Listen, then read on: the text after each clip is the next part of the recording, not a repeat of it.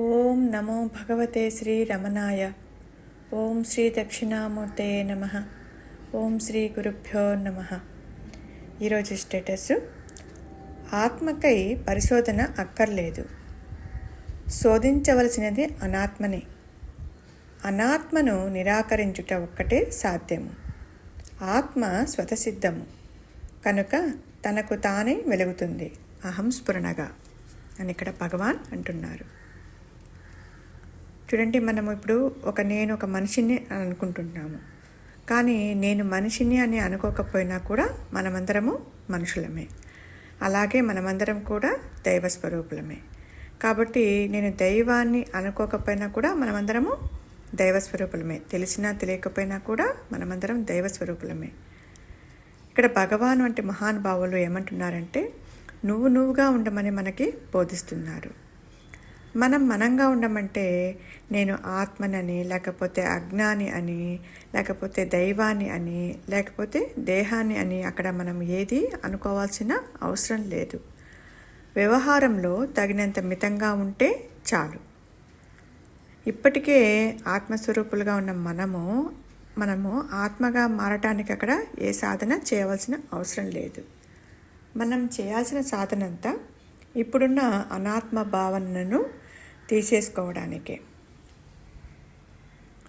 జీవితంలో మనం ఎదుర్కొంటున్న బాధలు, దుఃఖాలు లేకుండా చేసుకోవడానికి. ఈ అనాత్మ భావన అంటే ఇవే అన్నమాట. అంటే ఈ బాధలు, దుఃఖాలు లేకుండా చేసుకోవడానికి. ఈ విషయంలో ఇప్పుడు మనం చేస్తున్న పొరపాటు ఏమిటంటే, మన జీవితంలో జరుగుతున్న ఈ విషయాల కంటే ప్రాపంచ విషయాలకు అతిగా విలువనివ్వడం అన్నమాట. అంటే అక్కడ ప్రాపంచిక విషయాలు అక్కర్లేదని కాదు, ఏ విషయానికి ఎంత ప్రాధాన్యత ఇవ్వాలి, ఎవరితో ఎంత పరిమితంగా ఉండాలి, అలాగా అలవాటు చేసుకోవడము. ఇప్పుడు మన నిత్య జీవితంలో లోపించిన ఈ హద్దులే మనకు దుఃఖాన్ని గురి చేస్తున్నాయి. అంటే దేహాత్మ భావనలో కూరుకునేపోయేలాగా చేస్తున్నాయి. మనం ఇచ్చే విలువ దాని నుంచి పొందే ప్రయోజనాన్ని బట్టి కూడా ఉంటుంది. అంటే ఏది మనకు ప్రయోజనకరమో, ఏది మనకు అప్రయోజనకరమో, ఏ ప్రయోజనం మనకు శాశ్వతంగా నిలుస్తుంది, ఏది అశాశ్వతంగా మనకు ముగుస్తుంది అని తెలుసుకుంటే ప్రపంచం విషయంలో మన మనస్సుకి అనేది తగిన పరిమితులు మనము ఏర్పాటు చేసుకుంటాం. భార్య పిల్లలతో, కుటుంబ సభ్యులతో, లేకపోతే స్నేహితులతో, సమాజంతో ఎవరెవరితో ఎంతవరకు ఉండాలి, అలాగే ఎలా ఉండాలి అని మనకు తెలుసుకోవాలి. మన నిజమైన అవసరాలకు, ఆ అవసరాలకు కోరుకుంటున్న సౌకర్యాలకు, విలాసాలకు ఉన్న అంతరం ఏమిటో మనము అక్కడ తెలుసుకోవాలి. వాస్తవంలో జీవించడం మనము అలవాటు చేసుకోవాలి. ఎవరైనా భగవంతుని అనుగ్రహం కావాలనే పూజలు, జపాలు, తపాలు అవన్నీ ఆచరిస్తూ ఉంటారు. దైవానుగ్రహం ఎందుకంటే మనం ఇప్పుడు అనుభవిస్తున్న ఈ బాధలు కానీ, కష్టాలు కానీ లేకుండా పోవాలని అక్కడ మనము పూజలు చేస్తుంటాము. భగవంతుడు సూచించిన విధంగా ఉండగలిగితే దైవానుగ్రహం మనకు సులభంగా లభిస్తుంది. కానీ ప్రాపంచిక విషయాలతో ఈ పరిమిత బంధమే దైవం సూచించే జీవన విధానం అన్నమాట. దైవాన్ని మనము పూజించడం వల్ల మనకు 2 ప్రయోజనాలు జరుగుతాయి. ఒకటేమో మనము కోరుకున్న కోరికలు తీరుతాయి. రెండవది ఏంటి, మన కోరికలు తీరడం మన చేతిలో లేదన్న సత్యం మనకి అర్థమవుతుంది. మనకు సాధ్యం కాని విషయాల్లో మాత్రమే దైవానుగ్రహాన్ని కోరుకుంటాము. సాధ్యమయ్యే విషయాల్లో దైవాన్ని తలుచుకోము. అంటే మనకు సాధ్యమవుతున్న పనులన్నీ మన యొక్క ప్రతిభా పాటవలతోనే నెరవేర్చుకుంటున్నామన్న భావన మనకి కలుగుతూ ఉంటుంది.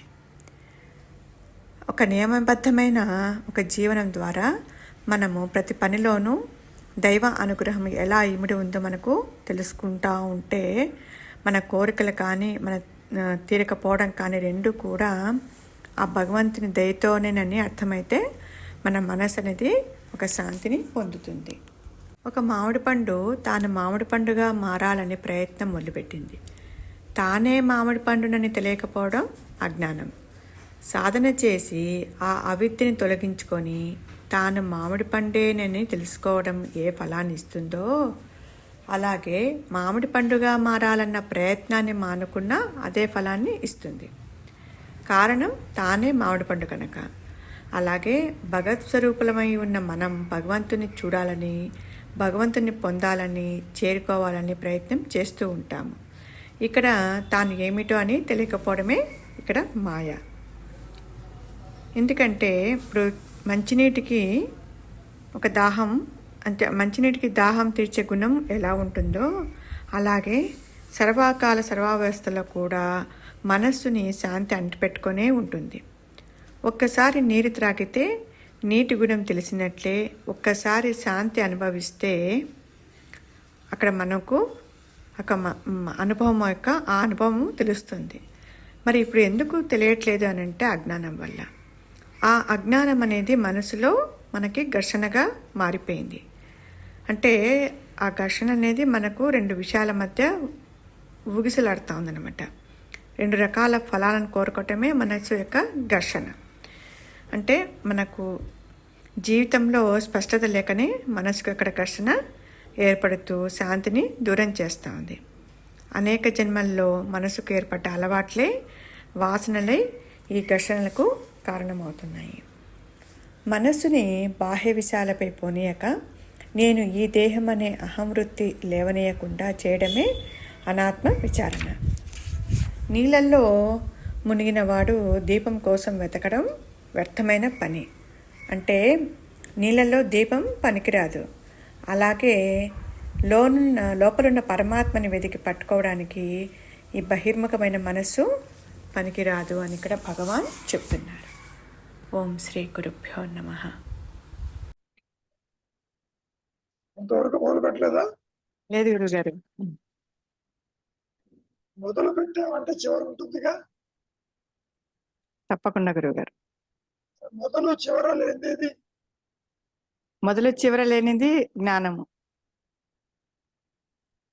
స్వరూప జ్ఞానం. ఎవరు ప్రజెంట్ గురుగారు. మెల్లగా చదువమ్మా. ఆత్మకై పరిశోధన అక్కర్లేదు. ఎందుకని ఎందుకని అంటే ఆత్మకై పరిశోధన అక్కర్లేదంటే అది ఉంది కాబట్టి దాని గురించి కాబట్టి అంటున్నావు. ఉందని తెలియదు గురుగారు. పరిశోధించినంత మాత్రాన అది వచ్చేది లభించేది కాదు. అది ఆల్రెడీ ఉంది. ఆల్రెడీ ఉందని నువ్వు అనుకుంటున్నావు. పరిశోధన అనేది నువ్వు ఆత్మని గురించి ఎందుకు చెయ్యలేవు చెప్పు. అంటే పరిశోధన చేయలేమంటారు గురుగారు. దాన్ని పరిశోధన చేసేది కాదు అని. ఎందుకని ఎందుకని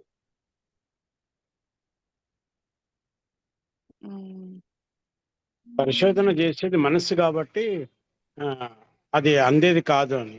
ఆత్మకు మనసుకు భిన్నత్వం ఉంది కదా. అంటే అది ఉంటే ఇది ఉండదు, ఇది ఉంటే అది ఉండదు కనుక పరిశోధన చేసేది కాదేమో. అది కాదు. నీవే ఆత్మవై ఉన్నావని చెప్పటం. నీవే ఆత్మవై ఉంటే ఎవరు పరిశోధన చేయాలి? ఆత్మగా అన్యంగా ఎవరు లేరు తెలుసుకోవటానికి. సో ఆత్మజ్ఞానం అనేది బోధించేది కాదు, అందించేది కాదు, పరిశోధించేది కూడా కాదు. అంటే మన టైటిల్ అనాత్మ విచారం. ఆత్మను ఎవరు కూడా విచారించలేరు నాయన.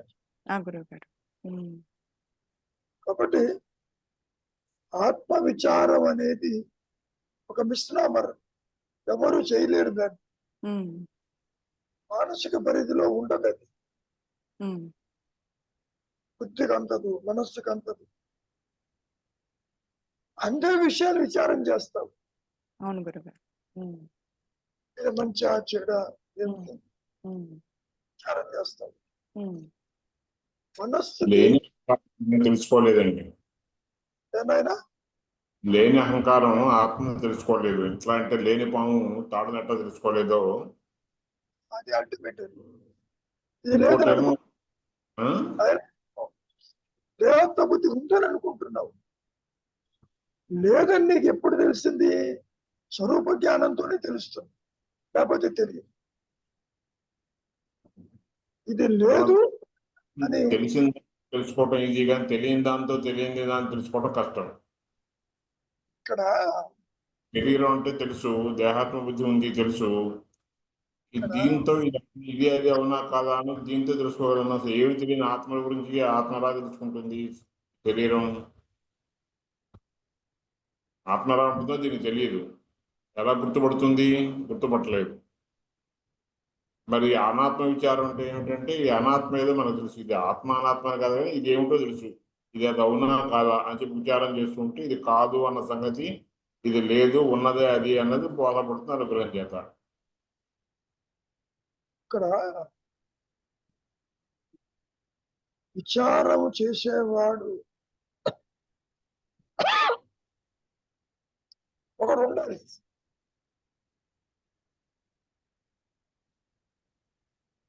ఆత్మ విచారం చేయదు. ఏమ్మా గురువు గారు.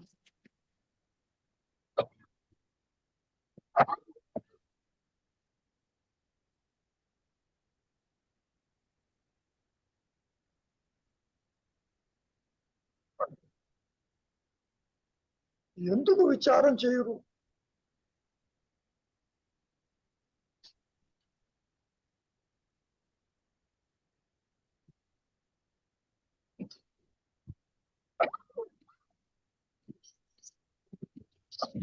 కొంచెం మీరు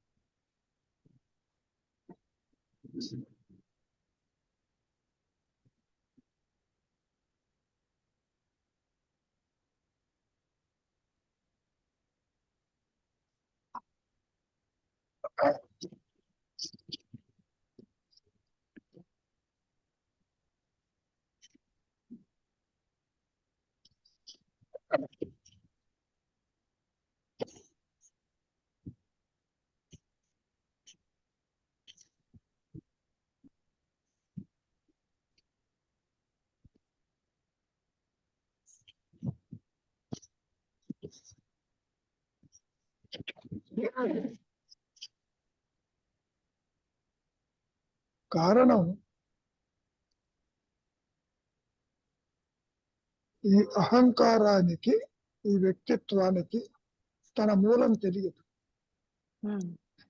మనోపరిధిలోకి ఆత్మ రాదు, అందుకని తెలియదు. మానసిక పరిధిలోనికి వచ్చినవన్నీ విచారం చేస్తుంది. ధనాన్ని గురించి, సంసారాన్ని గురించి, ఇతరుల గురించి, ప్రదేశాల గురించి అన్ని విచారం చేస్తుంది. కానీ ఆత్మని మూలాన్ని గురించి చెయ్యలేదు. అంటే దానికి తెలియదు కదా, తన మూలం ఏంటో తెలియదు కదా దానికి. ఉండదమ్మా. ఇక్కడ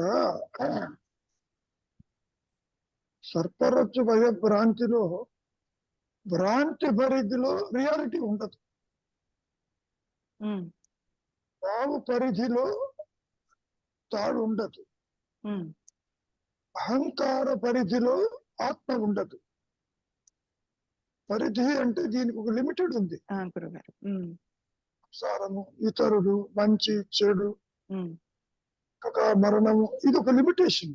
ఉమ్, పరిధిలో గీసుకుని ఉంటుంది ఈ అహంకారం. ఉమ్, ఈ పరిధిలో ఆత్మజ్ఞానం ఉండదు. అది పాయింట్. ఉమ్. ఏమా ఆ ఆరు గురుగారు. ఉమ్. ఉంది. ఒకసారి చదువు, ఏమంటారు? ఆత్మకై పరిశోధన అక్కరలేదు. ఎందుకని ఎందుకని ఎందుకని నువ్వు చేయలేవు కాబట్టి. ఆ, పరిశోధన అక్కర్లేదు, నువ్వు చేయలేవు. నీ సహజత్వమే అది కాబట్టి అది నీకు తెలియదు. తెలియదు. తెలియని దాని గురించి ఇది చేయలేదు, మనసు చేయలేదు. ఏం తెలుసు నీకు అని చెప్తున్నాడు. చూడండి, శోధించవలసినది అనాత్మనే. That is the point. అనాత్మను నిరాకరించుట ఒక్కటే సాధ్యము. ఆత్మ స్వతసిద్ధము కనుక తనకు తానే వెలుగుతుంది అహంస్ఫురణగా. ఇక్కడ నిరాకరించుట అంటే నీవు దేహం అనుకుంటున్నావు, మనస్సు, ఇంద్రియాలు లేకపోయినా నువ్వు ఉన్నావు కదా. ఉమ్, దేహమా చెప్పటం లేదు ఉన్నట్టు అవును. చెబుతున్నావు. ఉమ్, ఉమ్, నేను వ్యక్తిని, నాకు దేహం ఉంది, ఉమ్, సంసారం ఉంది, వాక్యం ఉమ్. చెప్పినట్టు. అవును గురుగారు. దేహం ఎన్నడూ చెప్పటంలే అది ఉంది, అది నేను. దేహమే నీవనా చెప్పటంలే, నువ్వు చెబుతున్నావు దేవనాదే. కాబట్టి నీవు విచారం చేయవలసింది ఆత్మేతరమైంది ఉన్నదే అని పాయింట్. ఆత్మ అంటే ఎవరికి తెలియదమ్మా ఈ ద్వైతం. అలా తెలుసుకోలేరు. ఉన్నాను అన్న ఎరుక తురియంలో ఉంటుంది. నీవేమో జాగ్రత్త అవస్థలో, స్వప్నంలో, నిద్రలో అటు ఇటు తిరుగుతున్నావు, దేహాలు మార్చుకుంటూ. అంటే ఒక తెర మీద బొమ్మ ఆడుతున్నట్టు నీ పుట్టుక మరణం ఉన్నది ఇక్కడ. నీవు ఆధారపడి తెర తెలుసుకోలేవు కూడా. ఏమా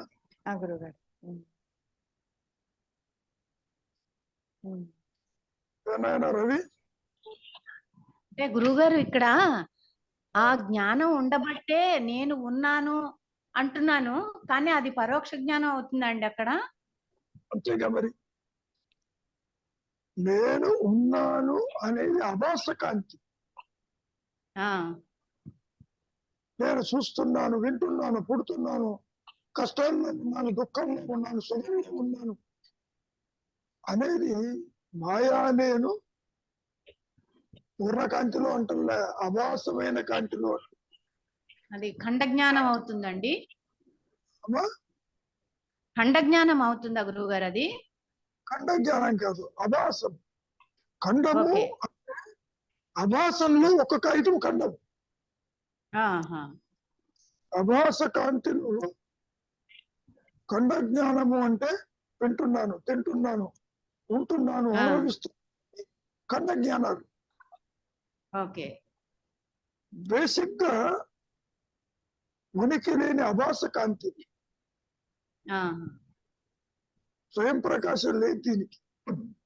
అసలు అహంకారమే పుట్టలేదు అన్నారు కదా గురువు గారు భగవాను. అది ఎట్లా తెలుస్తుంది నీకు? స్వరూప జ్ఞానంతో తెలుస్తుంది, లేకపోతే తెలియదు. అవును అవును గురువు గారు. గురువు గారు, ఆడు ఒకటి ప్రకాశిస్తేనే తప్ప బాగు లేదన్న విషయం నీకు తెలిసినట్లు, గ్రహము చేత ఆత్మ ప్రకాశిస్తేనే తప్ప మళ్ళీ వెనక్కి. అంతేలేండి. అవును. ఇప్పుడు బాగు కోసం వెతికావు, పాము కనపడటం లేదు, తాడు కనపడింది. తాడే ఉన్నది, పాము లేదని నువ్వు ఎలా అనుకున్నావు? ఆత్మ ప్రకాశంతో జీవుడే లేడు లేదని ఇక్కడికి వచ్చి అనుకుంటాడు, అక్కడ తెలియదు. గురువు గారు అర్థమైంది. ఓకే, అర్థమైంది గురువు గారు. ఏమ్మా? అర్థమైంది గురువు గారు. అంటే ఇక్కడ అనాత్మకై అనాత్మని నిరాకరించమన్నారు కదా. అంటే ఇట్లా ఎవరైనా గురువు గారి సూచనలను బట్టి నేను దేహం కాదు అని విచారణ మొదలు పెడతాం, అంతే కదా గురువు గారు? ఏమిటి ఎగిరిపోయింది మళ్ళీ? ఏమైంది గురువు గారు? ఏమో వస్తున్నారు, కనిపించారు. ఆ, అంటే నేను ఇక్కడ అనాత్మ విచారణ అంటే గురువుల సూచనలను బట్టి మీలాంటి వాళ్ళు చెప్పబట్టి నేను దేహమా, నేను కాదు, ఇంద్రియాలు కాదు, మనస్సు కాదు అని అప్పుడు ఆలోచన మొదలవుతుంది. దాని ద్వారా ఈ అనాత్మని విచారించవచ్చు కదా గురువు గారు? నిరాకరించమంటున్నాడు, విచారించమంటున్నా. అదే గురువు గారు. దేహము కాకపోతే నేను ఎవరిని? నేను దేహం పుట్టుగా నేను అనుకుంటున్నాను, దేహం పోతే నేను ఎవరిని? అట్లా చివరికి నేనే దానికే వస్తుంది ఆటోమేటిక్ గా. గురువు గారు, నేను మంచి ఉదాహరణ చెప్పారు మహర్షి. తెర మీద బొమ్మ అసత్యమని పట్టుకోబోయినా తెర ఎదుగుతుంది, అవును, సత్యమని పట్టుకోబోయినా తెర ఎదుగుతుంది. అవును, అవును గురువు గారు. అనాత్మ విచారంలో ఇది నేను కాదని వర్జించిన ఇది ప్రకాశిస్తుంది. నెగేషన్ అంటే ఇది నేను కాదు చెప్పారు. శంకరాచార్య గారు నేతి అని చెప్పారు. నా ప్లస్ ఇది నేతి. అవును గురువు గారు. అన్నమయ కోశం కాదు, మనోమయ కోశం కాదు, విజ్ఞానమయ కోశం కాదు, ఏది కాదు, ఏది కాదని నీవు ఒక్కొక్కటి తీసి పారేశావు. గురువు గారు. నీవు ఏదైతే తొలగించలేవో అది నీ గుర్తించు పాయింట్. గురువు గారు. కాబట్టి అనాత్మ నిరాకరణ చెల్లించటం అంటే అట్లా ఉంటుంది. గురువు గారు అర్థమైంది, అర్థమైంది గురువు గారు. నాయన రవి గురువు గారు చెప్పు. నిరాకరించడం అంటే అది అంగీకరించకపోవటమే కదా గురువు గారు. అంటే ఇది నాది కాదు అని. ఇది కాకపోతే నేనెవరు? నెక్స్ట్ ప్రశ్న ఉంది అక్కడ. దేహము నేను కాకపోతే నేనెవరు? మనుషులు దేహ స్ఫురణ లేకపోయినా నిద్రలో ఉన్నావు కదా. అవును. కాబట్టి నిద్రలో ఉన్న నేనే ఇప్పుడు కూడా ఉంది కాబట్టి నేను ఇది కాదు అని తేలిపోవాలి ఇక్కడ.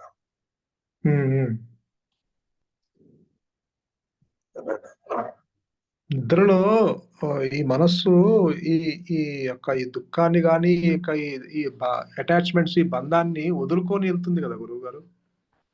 వదులుకొని వెళ్ళినప్పటికీ ఇది వదలటం ఏమిటి, ఆత్మగా ఉండటం ఏంటి? ఇన్స్టంటేనియస్.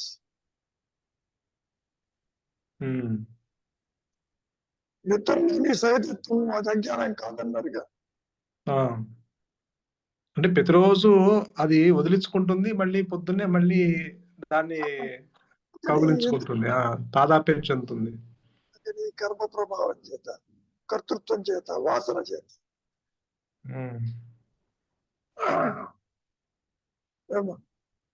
గురుగారు, నీకు ఆలోచన వచ్చింది అంటేనే అనాత్మ స్టార్ట్ అవుతుంది. చాలా సింపుల్. ఆలోచన రాలేదంటే నువ్వు ఆత్మగా ఉంటావు. Very simple. చూచే నేను అన్యత్వాన్ని చూడకపోతే ఆత్మగా ఉంటాం. అన్యత్వాన్ని చూడకపోతే స్టార్ట్ అవుతుంది. గురుగారు.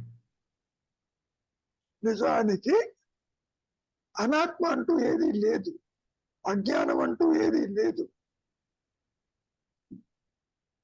తాడు పావుగా కనపడుతుంది, ముత్యం చెప్ప వెండిగా కనపడుతుంది. ఆ వెండిగా కనపడింది ముత్యం చెప్పని వదిలేదు, విడిగా లేదు.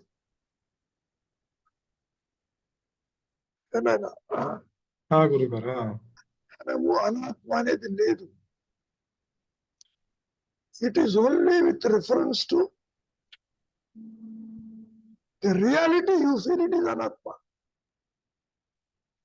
ఆత్మేతరము అంటున్నావు.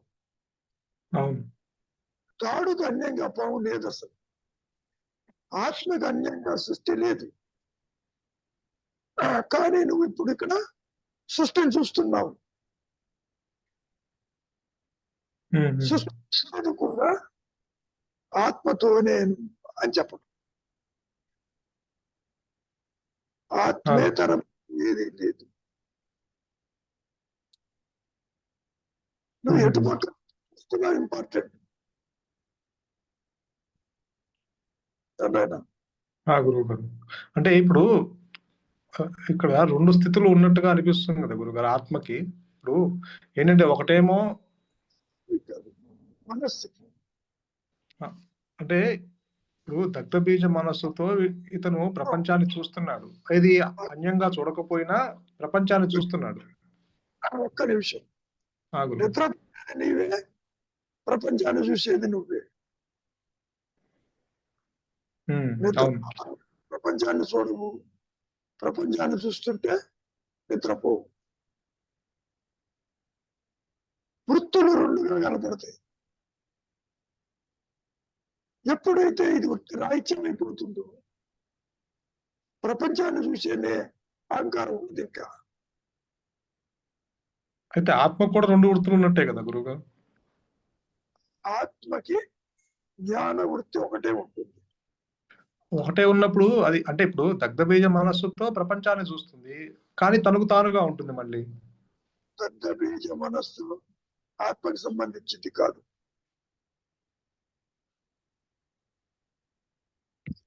పాము భయము తాడుకు సంబంధించింది కాదు.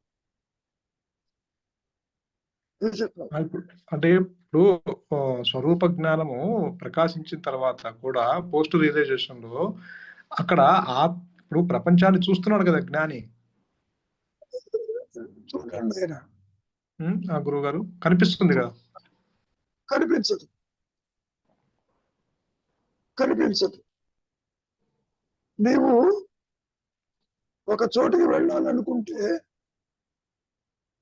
ప్రతి అడుగు ఆలోచన చేస్తావా? నిజం కదా. కొంతసేపు ప్రదేశానికి వెళ్తావు,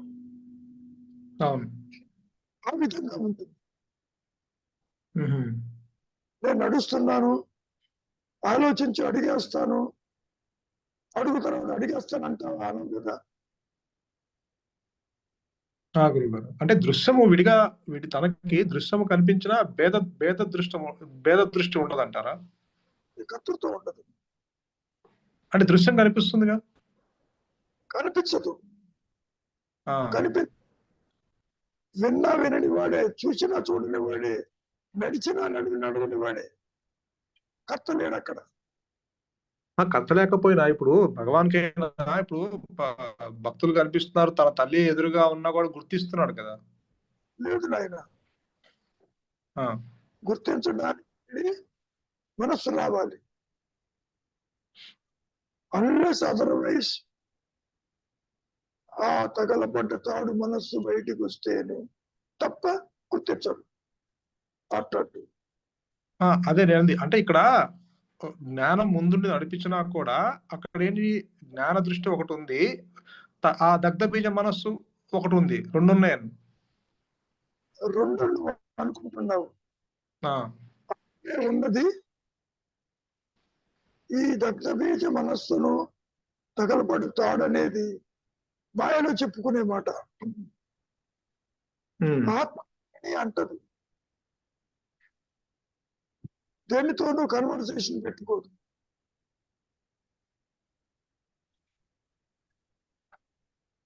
are you getting the difference? నీవు వైపు నుంచి చూస్తున్నావు, అవును. నేను మాట్లాడుతున్నట్టు మనిషి కూడా మాట్లాడుతున్నాడు అనుకుంటున్నావు. నీవు మూలము తెలియక మాట్లాడుతున్నావు, అవును. మూలంగా ఉంటూ మాట్లాడుతున్నాడు అని నువ్వు అనుకుంటున్నావు. అది నీ భావన. అంటే ఆ స్థితి ఇటు నుంచి మనం చెప్పలేము ఎట్లా ఉంటుంది అనేది. కుదరదు. ఇందాక మనం చెప్పినట్టుగా గురువు గారు అన్నట్టుగా ఈ విషయం అంతా మనకు సంబంధించిందే గాని మహర్షికి సంబంధించింది కాదు గురుగారు. మనం ఆయన యాంగిల్లో ఆలోచించలేమేమో. కష్టం. ఎందుకని? మూలం తెలియాలి. నువ్వు దేహము కాదు, ఆత్మ ప్రకాశంతోనే అది అర్థమవుతుంది, లేకపోతే అర్థం కాదు. ఇక్కడ ఐడెంటిటీ క్రైసిస్ అక్కడ తొలగిపోయింది. కర్త లేని అకర్మలు చేస్తూ ఉంటాడు చూచే వాళ్ళకి, తానేమి చెయ్యడు. మరి అన్ని పనులు చేస్తున్నాడు కనపడుతున్నాడు కదా నువ్వు అనుకుంటావు, కానీ నేను చేస్తున్నాననేటువంటి భావన లేదు అక్కడ. కర్మలు సాగిపోతూ ఉంటాయి. అది నీకు ఇటుపక్క నుంచి అర్థం కాదు. ఏమ్మా పెట్టింది ఆ స్థితి. ఇంకో మాట కూడా చెప్తా నేను. ఒక కథ చెప్పారు. పసిపిల్ల వాడు నిద్రపోతుంటాడు. నిద్రలో తల్లి అన్నం పెడుతుంది, తింటాడు, పడుకుంటాడు. పొద్దున్నే కంప్లైంట్ చేస్తాడు, నేను అన్నం తినలేదని. అలా ఉంటుంది జ్ఞాని యొక్క ప్రవర్తన.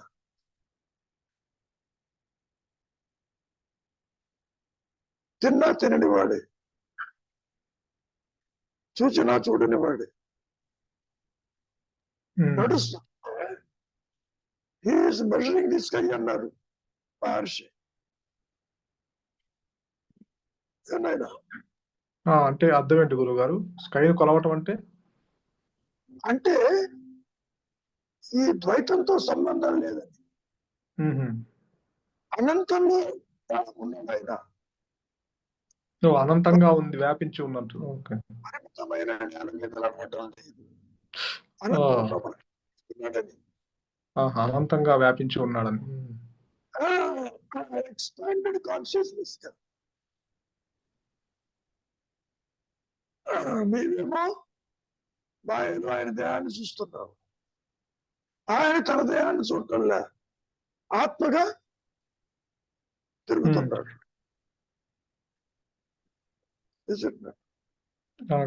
అంటే ఆత్మగా ఉండి తిరుగుతున్నా కూడా దృశ్యాలు పోలేదు కదా గురువు గారు? అది నీ దృష్టిలో. దృశ్యం చూసేవాళ్ళు లేడు అక్కడ. అంటే బయట అంటే దగ్ధబీజ మనస్సు అనేది ఉందిగా అక్కడ ఇంకా చూడదు. ఓకే. అంటే ఇక్కడ నేను జీవుణ్ణి అనుకుంటున్నాను కాబట్టి నాకు ఎదురుగుండా జీవుళ్ళు కనిపిస్తున్నారు, ఇతరులు కనిపిస్తున్నారు. అదే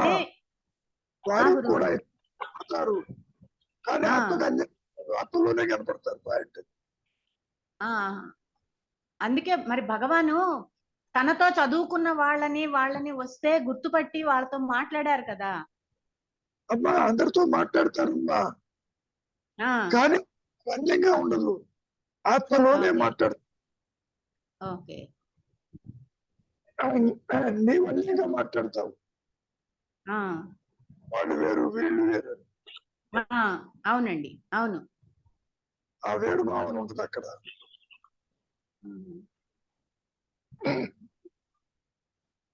అర్థమైంది గురువు. సముద్రంలో అలలు వస్తూ ఉంటాయి, ఆ, నీవు బయట నుంచి అలలని విడిగా గుర్తుపడతావు. అవునండి. సముద్రం అలని ఎట్లా చేయదు, ఆ, అట్లా గుర్తు ఓకే, అర్థమైంది గురువు గారు, సృష్టి. అర్థమైంది. ఏమ్మా? అర్థమైంది గురువు గారు. అంటే ఆయన భేదభావంతో చూడరు, అభేదంగా ఆత్మభావం, ఉంటుంది. వేర్భావంతో చూడరు. అభేద స్థితి, గురువు గారు, భేదరహిత స్థితి. గురువు గారు.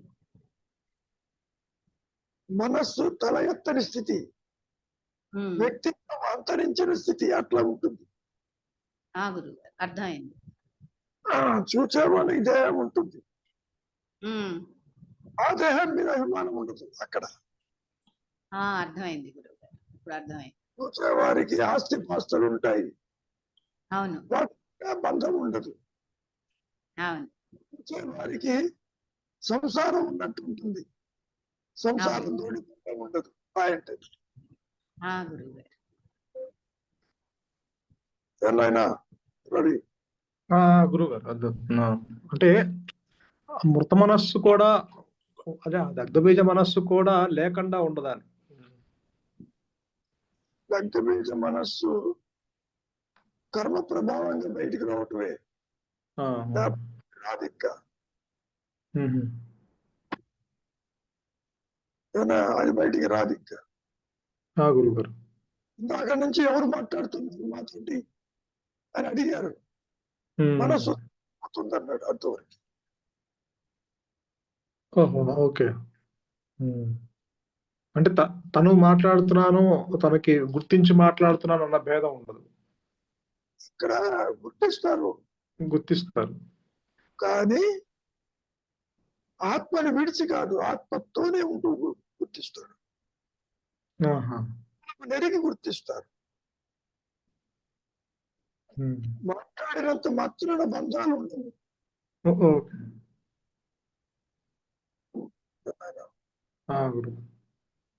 అంటే కాన్షియస్ తోనే, అంటే ఆ జ్ఞానంతో ఉండే అన్ని పనులు జరుగుతుంటాయి. ఎరుక ఉండి జరుగుతూ ఉంటుంది. మనస్సు వస్తుంది, మాట్లాడాలిగా. కర్మేంద్రియ జ్ఞానేంద్రియాలు పనిచేస్తాయి, కానీ ఆత్మని విడిచి కాదు, ఆత్మతోనే ఉంటాయి. గురువు గారు, పాయింట్ అర్థమైంది. అంటే అక్కడ ఎరుకతో కూడి మాట్లాడతాడు, ఇక్కడ జీవుడు ఎరుక లేకుండా మాట్లాడతాడు. అది మూలం తెలియక. ఎరుక ఉంటుంది, అది తెలియదు. అదే తెలియకుండా మాట్లాడతాడు. అక్కడేమో జ్ఞాని అవేర్నెస్ తో మాట్లాడతాడు. ఇది పాయింట్. మూలము అంటే జ్ఞాన దృష్టి, దేహత్వ బుద్ధి అంటే చక్షు దృష్టి. ఇంద్రియ వ్యాపారాలతో నువ్వు చూస్తావు, అవును, ఆయన కూడా అదే చూస్తారు, కానీ జ్ఞానం ఫోర్ ఫ్రంట్ లో ఉంటుంది. అంటే ఇంద్రియాలు ఉంటాయి, వర్కింగ్ లోనే ఉంటాయి. మరి గుర్తుపట్టాలిగా. పంచేంద్రియాలు, స్పర్శ రూప రస గంధ అన్ని ఉంటాయి. అన్నీ ఉన్నప్పటికీ ఆయనకి వడ్డించిన పదార్థాలు మొత్తం కలిపి తినేవాడు. గురువు గారు, ఆ భేదం, అది ఇది ఇది ఇది ఇది పాయసము, ఇది పప్పు, అలా భేదం ఉండదు.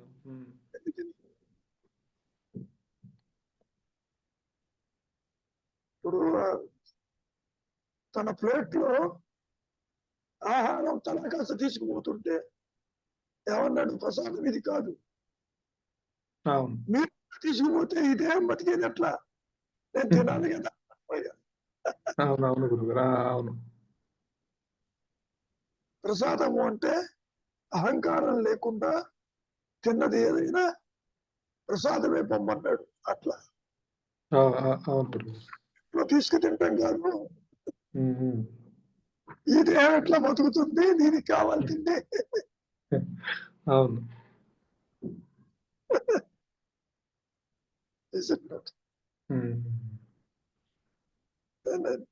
అంటే ఆ మూలంలో నిలబడినప్పుడే ఆ స్థితి యొక్క ఈ కలియబడుతుంది. నీ ఐడెంటిటీ కన్ఫర్మ్ కావాలి. కన్ఫర్మ్ కాదు. ఐడెంటిటీ అది ఒక అనుగ్రహం చేతనే అవుతుంది.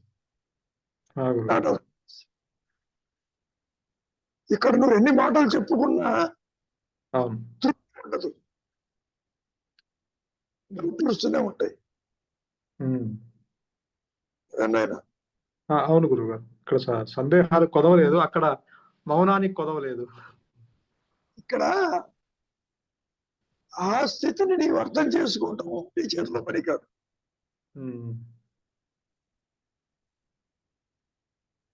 చేసుకోలేవు కూడా.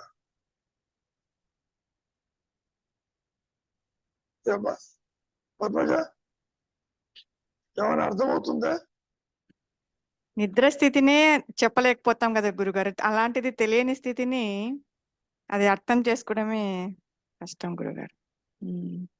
అంటే it is beyond the capacity of the mind. మనోపరిధిలో ఉండదమ్మా. గురుగారు ఇంకోసారి చెప్పుంటాను మీకు. పైగా అవును, వెలుగులాగా చీకటి ఉంటే వెలుగు ఉండదు, వెలుగుంటే చీకటి ఉండదు.